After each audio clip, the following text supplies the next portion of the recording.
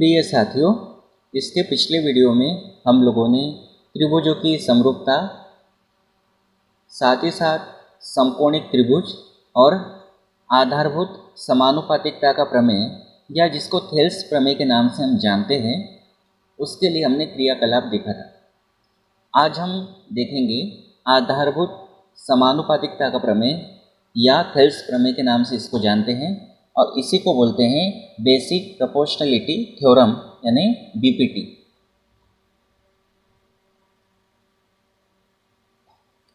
तो ये प्रमेय हमको आज प्रूफ करना है। प्रमेय 6.1 है, यदि किसी त्रिभुज की एक भुजा के समांतर अन्य दो भुजाओं को भिन्न भिन्न बिंदुओं पर प्रतिच्छेद करने के लिए एक रेखा खींची जाए। इसका मतलब क्या है कि हमारे पास कोई त्रिभुज है,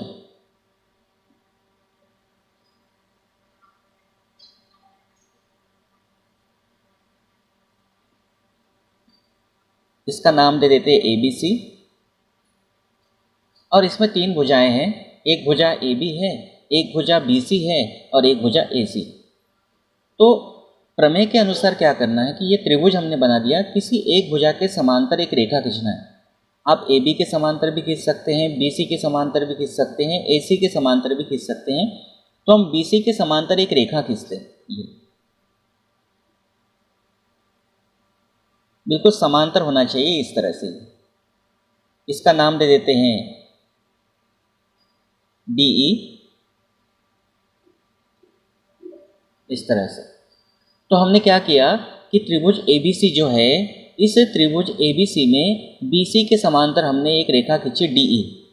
अब ये जो रेखा है ये इस भुजा को D बिंदु पर प्रतिच्छेद कर रही है और AC को E बिंदु पर प्रतिच्छेद कर रही है।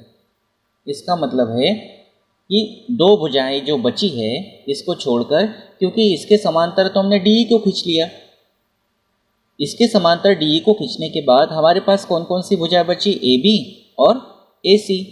तो AB को D बिंदु पर और AC को E बिंदु पर ये रेखा क्या कर रही है, प्रतिच्छेद कर रही है।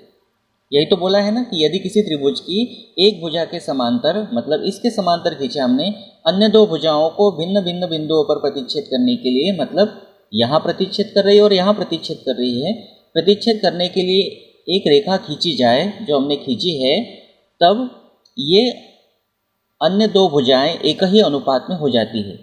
इसका मतलब इस भुजा को छोड़कर जो दो भुजाएं बची है, एक भुजा बची है AB और एक भुजा बची है AC, ये भुजा जो है ये एक ही अनुपात में हो जाती है। मतलब AD बटे DB बराबर AE बटे EC। समझ गए ये बात? AD बटे DB बराबर AE बटे EC, ये हमको सिद्ध करना है। यदि का मतलब है कि आपको दिया है और जहाँ पे तो शब्द आ जाए तो वो सिद्ध करना है, या फिर ऐसा पेपर में आएगा तो बोलेगा तो सिद्ध कीजिएगी। तो हमको क्या दिया आप समझ गए, आपको BC के समांतर दिया है DE और आपको सिद्ध क्या करना है, AD बटे DB बराबर AE बटे EC, ये अपने को सिद्ध करना है। तो हम इसको प्रूव करना स्टार्ट करते हैं। इसको शॉर्टकट में BPT कहते हैं। अगर कहीं हम आधारभूत समानुपातिकता का प्रमेय लगाएंगे तो उसको हम शॉर्टकट में BPT कहेंगे, बेसिक प्रोपोर्शनलिटी थ्योरम। तो हमारे पास सबसे पहले दिया क्या है,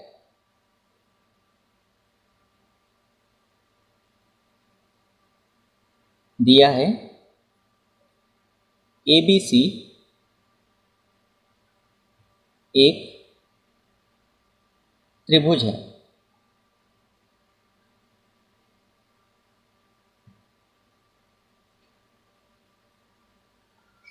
ये अपने को दिया है और साथ ही साथ इस त्रिभुज ABC में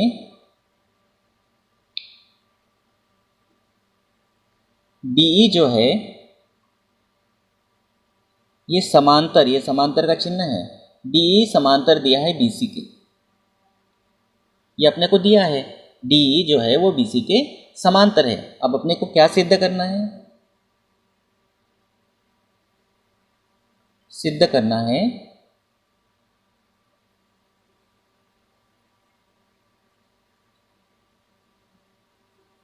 AD बटे DB बराबर AE बटे EC, ये अपने को सिद्ध करना है। समांतर आपको दिया है और AD बटे DB बराबर AE बटे EC आपको सिद्ध करना है। अब प्रमेय जब हम सिद्ध करते हैं तो कभी कभी उसमें रचना करना होता है। अगर हम इसमें रचना नहीं करेंगे तब इस प्रमेय को हम आगे नहीं ले जा पाएंगे, इसलिए हम इसमें रचना करेंगे। तो हम लिखेंगे रचना, कंस्ट्रक्शन जिसको बोलते हैं रचना। तो क्या क्या रचना करेंगे? सबसे पहले तो अपने को चाहिए AD बटे DB। तो AD हमारे पास है, AD हमारे पास है और AD से एक त्रिभुज बन रहा है ADE, ये त्रिभुज बन रहा है। और अपने को चाहिए DB। अब DB को अगर आप लेते हैं तो DB से कोई त्रिभुज नहीं बन रहा है, ये DB है तो यहाँ कोई त्रिभुज नहीं दिख रहा है। तो यहाँ एक DB को ध्यान में रखते हुए एक त्रिभुज का निर्माण कर लेते हैं। तो इसके लिए रचना करते हैं हम, यहाँ B को E से मिला देते हैं। ये अब B को E से मिला दिया तो अब DB को पकड़ कर अगर हम चलते हैं तो यहाँ पे इसके लिए भी एक त्रिभुज बन गया। एक त्रिभुज तो AD के लिए बना, हमारे पास ये AD है, इसके लिए त्रिभुज हमारे पास है ADE, और DB के लिए हमारे पास एक त्रिभुज हो गया BDE। तो दो त्रिभुज हमारे पास मिल गए, एक त्रिभुज मिल गया ADE और एक त्रिभुज मिल गया BDE। आप अपने हिसाब से भी नाम दे सकते हैं, ADE, AED, DAE, जो भी आपको देना है, मैं कोई एक तरीके से लेकर चलता हूँ।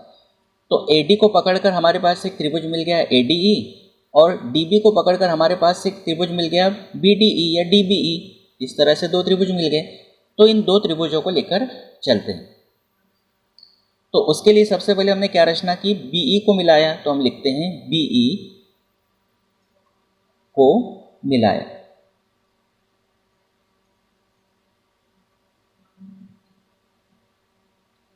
ठीक है, अब थोड़ी सी जगह हम छोड़ के रखते हैं कि अगर आपको इसमें आगे रचना कुछ करना होगा तो हम इसमें लिख देंगे। तो यहाँ तक हमने क्या कर दिया? BE को मिला दिया। तो दो त्रिभुज हमारे पास है। एक त्रिभुज कौन सा है? ADE, हम लिखेंगे त्रिभुज ADE, व दूसरा त्रिभुज है BDE, BDE में दो त्रिभुज है। तो हमको दोनों त्रिभुजों के क्षेत्रफल निकालना है, ADE का क्षेत्रफल और BDE का क्षेत्रफल, दोनों के क्षेत्रफल हमको निकालना है और क्षेत्रफल लेकर उनका अनुपात लेना है। तो अब क्षेत्रफल को इंग्लिश में बोलते हैं एरिया, और एरिया के लिए AR का यूज़ करते हैं। तो मैं डायरेक्ट क्षेत्रफल ना लिख के AR लिखूंगा। तो पहले ADE का क्षेत्रफल निकालते हैं, मतलब एरिया किसका? त्रिभुज ADE का। और उसी प्रकार हम निकालेंगे एरिया किसका? त्रिभुज BDE का। ये B है, BDE का। दोनों का एरिया निकालते हैं और दोनों का अनुपात निकाल लेंगे। अलग अलग एरिया निकाल के फिर अनुपात लेना था, तो हम डायरेक्ट अनुपात भी ले रहे हैं और एरिया भी निकाल रहे। तो त्रिभुज ADE का क्षेत्रफल बराबर सूत्र होता है 1/2 आधार गुणा ऊंचाई। अब त्रिभुज ADE जो है, इसका आधार क्या होगा? ADE का आधार कुछ भी हो सकता है, AD हो सकता है, DE हो सकता है, AE हो सकता है, लेकिन हमको यहाँ AD चाहिए और AD चाहिए, इसलिए आधार हम इसको लेके चलेंगे। तो ADE का जो आधार होगा वो क्या होगा? सूत्र क्या होता है? त्रिभुज का क्षेत्रफल 1/2 आधार गुणा ऊंचाई। तो आधार जो है वो AD है, ये AD हो गया, गुणा होता है ऊंचाई।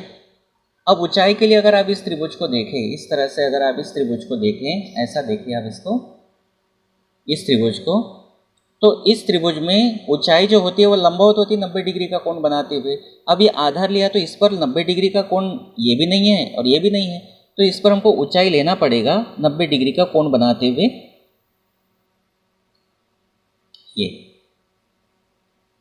ये हो गई ऊंचाई। अब इसको हम नाम दे देते हैं, ये D हो गया, E हो गया, इसको F नाम दे देते हैं। तो ये त्रिभुज ADE के लिए हो गई ऊंचाई EF, ये हो गई ऊंचाई EF। तो यहाँ पर ऊंचाई क्या आ जाएगी? ऊंचाई आ जाएगी EF। उसी प्रकार जो दूसरा त्रिभुज है जिसका नाम है BDE, इसका आधार क्या है? तो हमको DB चाहिए, तो DB चाहिए तो आधार तो हमको इसी को लेना पड़ेगा, तो 1/2 गुणा आधार है DB गुणा अब ऊंचाई चाहिए। अब ऊंचाई के लिए इस त्रिभुज को इस तरह से आप देखिए, यहाँ पर आधार हमारे पास DB है और ऊंचाई के लिए 90 डिग्री का कोण बनना चाहिए, तो यह आधार है यहाँ पर, ना तो यहाँ 90 डिग्री का कोण बन रहा है और ये ना तो यहाँ 90 डिग्री का कोण बन रहा है। तो उस स्थिति में इसकी जो ऊंचाई है, अब यहाँ इस त्रिभुज को अगर आप देखते हैं BDE को, तो यहाँ पर ये कोण 90 डिग्री से थोड़ा अधिक है और ये 90 डिग्री से थोड़ा अधिक है, मतलब ये अधिक कोण है। और जिस त्रिभुज में अधिक कोण बनता है उसकी ऊंचाई त्रिभुज के बाहर रहती है, तो इस त्रिभुज के बाहर ऊंचाई होगी। और इस आधार को अगर आप आगे बढ़ाते हैं तो यही इसकी ऊंचाई है, मतलब इस त्रिभुज की जो ऊंचाई है वही ऊंचाई इस त्रिभुज की भी है। मतलब त्रिभुज जो BDE है, इस BDE की ऊंचाई क्या है, इसकी ऊंचाई भी EF ही है। समझ गए इस बात को? इसकी ऊंचाई भी क्या होगी, त्रिभुज BDE की EF ही होगी। मतलब इस त्रिभुज की ऊंचाई और इस त्रिभुज की ऊंचाई यही होगी EF। तो यहाँ आएगा EF। अब EF से EF हो जाएगा कैंसिल, 1/2 से 1/2 हो जाएगा कैंसिल। तो हमारे पास क्या बचेगा, एरिया ऑफ ट्राइंगल ADE बटे एरिया ऑफ ट्राइंगल BDE बराबर AD बटे DB। एक साइड हमको मिल गया ये वाला। अब ऐसे ही हमको ये वाला साइड लाना है, तो इसको चाहो तो आप समीकरण नंबर 1 नाम दे सकते हैं। यहाँ पे हमने BE को मिलाया और BE को मिलाने के साथ साथ EF लंबा डाला, किस पर, या तो AD पर कहो या AB पर कहो, मिलाया तथा EF लंब किस पर खींचा, AB पर खींचा। ठीक है, इतना काम हमने किया तो हमको एक साइड मिल गया। अब इसी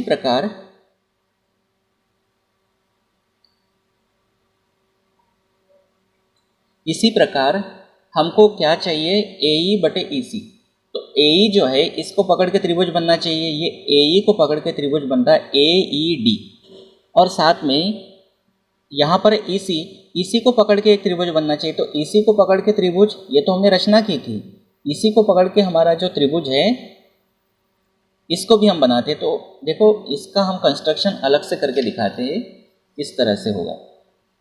आप थोड़ी समय के लिए भूल जाओ कि ये डैश डैश वाली लाइन है, तो किस तरह से होगा देखिए। इस तरह से आपका त्रिभुज है, इसका नाम आपने दिया है ABC, इसके समानांतर रेखा खींचने अपनी है DE। अब एक त्रिभुज तो ये हो गया AED, कुछ भी नाम दे सकते हो, जैसा मैंने आपको बताया ADE भी कह सकते हो, AED भी कह सकते हो। इस EC को पकड़ के एक त्रिभुज का कंस्ट्रक्शन हम करते हैं, तो इसके लिए इसको मिला देते हैं, CD को मिला देते हैं। CD को मिला दिया तो दो त्रिभुज हमारे पास कौन कौन से हो गए, एक हो गया AED और एक हो गया CDE। तो दो त्रिभुज लेके चलते हैं। त्रिभुज AED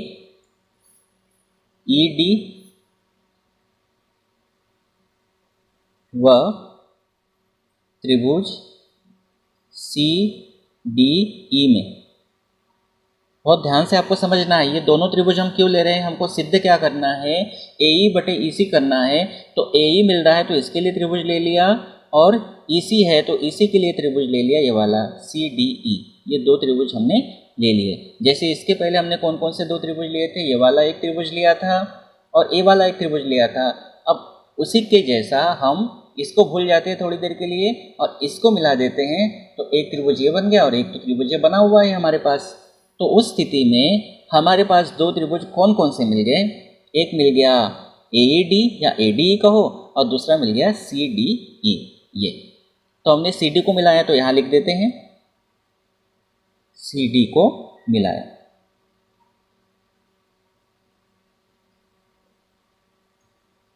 ठीक है, तो CD को मिलाया तो हमारे पास दो त्रिभुज मिल गए। अब दोनों का एरिया हम निकालते हैं, तो area of triangle A E D बटे area of triangle C D E बराबर त्रिभुज के क्षेत्रफल का फार्मूला होता है 1/2 गुणा आधार। अब ए ई डी का आधार क्या है, ए ई डी लेना है, तो इसका आधार अब ये वाला लेना पड़ेगा क्योंकि हमको ए ई चाहिए, इसलिए इसका जो आधार हम लेंगे वो ए ई लेंगे, क्योंकि चाहिए ना ए ई बटे ई सी, तो ए ई लेंगे आधार। आधार क्या होगा, ए ई गुणा ऊंचाई लेना है। अब आधार हमने इसको ले लिया तो ऊंचाई जो होती है वो लंबवत होती है, तो लंबवत होती है तो यहाँ पर ना तो ये लंबवत है और ना ये लंबवत है, तो इस पर लंबवत हमको एक रेखा खींचना पड़ेगा। ये इसको नाम दे देते हैं जी, क्योंकि यहाँ 90 डिग्री का कोण बन रहा है। तो इस त्रिभुज के लिए ए ई जो आधार है इसके लिए ऊंचाई क्या हो गई, डी जी। तो ये हो गया डी जी। अब सी डी का एरिया निकालना है, तो सी डी के लिए आधार कौन सा लेना है, ई सी लेना है, क्योंकि हमको बटे में ई सी चाहिए, तो इसके लिए हम आधार लेंगे ई सी। तो यहाँ पर होगा 1/2 गुणा आधार है ई सी गुणित, अब ऊंचाई मैंने आपको बताया था कि यहाँ पर त्रिभुज के अंदर जब 90 डिग्री से अधिक का कोण बनता है, ये 90 से थोड़ा अधिक कोण है, तो उस स्थिति में जो ऊंचाई होगी इसकी बाहर की ओर होगी, मतलब इसकी ऊंचाई भी होगी डी जी, यहाँ आएगा डी जी। इतना आप समझ गए। अब ये दो त्रिभुजों के कंस्ट्रक्शन जो मैंने अलग अलग किए हैं, क्योंकि इसी में मैं मिक्स कर देता तो आपको दिक्कत होती। अब इस डायग्राम को इसमें मिक्स कर देता हूँ, इसके ऊपर रख देता हूँ, तो क्या होगा, ये भी लाइन दिखने लगेगी आपको, ये, और साथ में ये भी दिखने लगेगी। ठीक है, अब ये दोनों को मिलाकर एक चित्र बन गया। अब इसकी ज़रूरत हमको नहीं है, तो यहाँ क्या होगा, डीजी से डीजी हो जाएगा कैंसिल, 1/2 से 1/2 भी कैंसिल होगा, और हमारे पास बचेगा area of triangle A E D upon area of triangle C D E बराबर ए ई बटे ई सी। समीकरण नंबर 2 नाम देंगे। अब देखो समीकरण 1 और समीकरण 2 दोनों में आपको ए डी बटे डी बी इसमें मिल गया है जो आपका ये है, और ए ई बटे ई सी आपको यहाँ मिल गया है जो आपका ये है। तो ये दोनों जो है ये हमको बराबर दिखाना है। अब ये दोनों बराबर कब दिखेंगे, ये दोनों बराबर आपको तब दिखेंगे जब आप इन दोनों को बराबर दिखाएंगे। तो पहले तो ये चेक करना पड़ेगा कि ये दोनों बराबर है या नहीं है, मतलब ये वाला जो है साइड इस साइड के बराबर है या नहीं। अगर ये दोनों साइड आपस में हम बराबर दिखा देंगे तो इन दोनों को हम बराबर बता सकते हैं, लेकिन ऐसा तब कर पाएंगे जब इन दोनों को आप बराबर बताएंगे। तो इसके लिए हम देखते हैं, यहाँ है area of triangle A D E, तो यहाँ पर है area of triangle A E D, मतलब ए डी ई है, यहाँ पे भी ए डी ई है, यहाँ पर भी ए डी ई है, आगे पीछे है बस, मतलब ये तो इसके बराबर है। अब हमारा काम ये बचा है कि ये जो बी डी ई है, बी डी ई का जो क्षेत्रफल है, त्रिभुज बी डी ई का जो क्षेत्रफल है, अगर हम त्रिभुज सी डी ई के क्षेत्रफल के बराबर दिखा दे तो हमारा काम बन सकता है। तो त्रिभुज बी डी ई जो है ये कहाँ बन रहा है, ये बन रहा है यहाँ, ये B D E, B D E, देख रहे हो ध्यान से, बी डी ई। और त्रिभुज है सी डी ई, इसका क्षेत्रफल कहाँ बन रहा है, सी डी ई, ये त्रिभुज बन रहा है, इसका क्षेत्रफल। तो बी डी ई और सी डी ई दोनों का आधार सेम है, डी ई डी ई, देखो ना, बी डी ई और सी डी ई दोनों का आधार ये डी। तो दोनों त्रिभुजों का आधार समान है, और दोनों त्रिभुज मतलब बी डी ई और सी डी ई दोनों समांतर रेखाओं के बीच में बन रहे, एक ही समांतर रेखाओं के बीच में बन रही है, मतलब डी ई और बी सी के बीच में बन रहे हैं।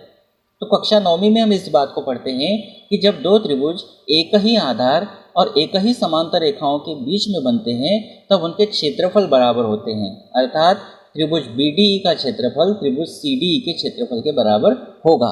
क्यों होगा, क्योंकि दोनों का आधार समान है और एक ही समांतर रेखाओं के बीच बने हैं। तो हम यहाँ लिखना पड़ेगा हमको हम जानते हैं कि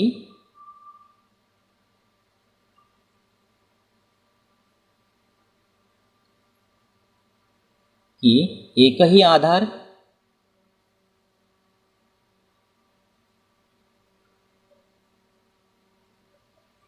तथा एक ही समांतर रेखाओं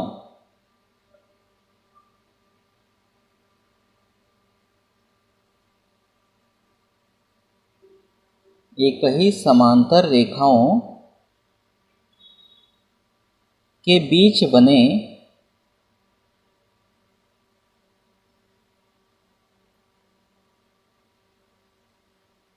त्रिभुजों के क्षेत्रफल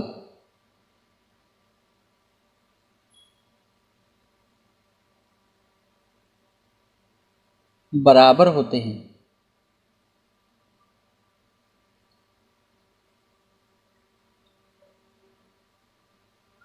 इसीलिए त्रिभुज BDE का क्षेत्रफल बराबर होगा त्रिभुज CDE के क्षेत्रफल के। मतलब area of triangle BDE is equal to area of triangle CDE होगा। तो ये जो मान है, या तो इसका मान ये रख लो या इसका मान ये रख लो। ये वाला मान रखोगे तो आपको त्रिभुज BDE में रखना पड़ेगा, यहाँ पे रखना पड़ेगा, तो ये वाला मान रख सकेंगे ये।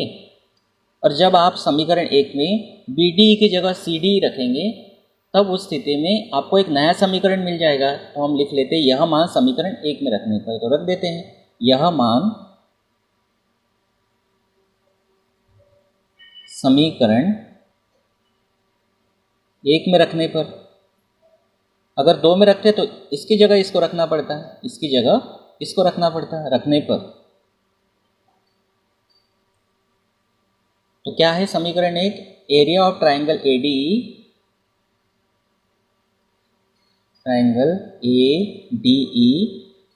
Upon area of triangle BDE है, तो BDE की जगह क्या आ जाएगा? CDE। ट्रायंगल CDE बराबर क्या दिया है? AD बटे DB। तो ये जैसा का वैसे ही रखेंगे, AD बटे DB। इसको नाम देते हैं समीकरण नंबर 3। अब समीकरण 2 और 3 बराबर हो गए। देखो एरिया ऑफ ट्रायंगल AED मतलब लेफ्ट हैंड साइड बराबर हो गए। AED, ये देखो AED upon area of triangle CDE, तो एरिया ऑफ ट्रायंगल CDE। जब समीकरण 2 और 3 के लेफ्ट हैंड साइड आपस में बराबर है तो राइट हैंड साइड भी आपस में बराबर हो जाएंगे। इसीलिए समीकरण 2 व 3 से ये इसके बराबर का हो या ये इसके बराबर का हो, तो सिद्ध करने के हिसाब से पहले इसको लिख लेते हैं, AD बटे DB बराबर AE बटे EC। तो इस तरह से हमने BPT प्रमेय को या थेल्स प्रमेय को यहाँ पे कर दिया प्रूफ। हमको यहाँ पर त्रिभुज की एक भुजा के समांतर आपको रेखा दी थी और आपको सिद्ध करना था कि जो रेखा हम समांतर खींचते हैं तो जो त्रिभुज है उस त्रिभुज की जो बची हुई भुजाएं हैं जैसे AD बटे DB और AE बटे EC, इनका जो अनुपात मैंने आपको बताया ये बराबर हमको सिद्ध करना था और वही बात हमने यहाँ पर सिद्ध की। तो बहुत ध्यान से आपको इसको समझना है और बार बार लिख लिख के आपको प्रैक्टिस करना है, क्योंकि प्रमेय जो है एक बार में क्लियर नहीं होता है जब तक आप उसको बार बार करके ना देखें। फिर एक समय ऐसा आएगा कि आप खुद से उसको कर पाएंगे, लेकिन पहले आपको खुद कोशिश करना पड़ेगा, तब जाके आप इसको बहुत अच्छे से कर पाएंगे। तो उम्मीद करता हूँ आपको प्रमेय 6.1 बहुत बढ़िया तरीके से क्लियर हुआ होगा।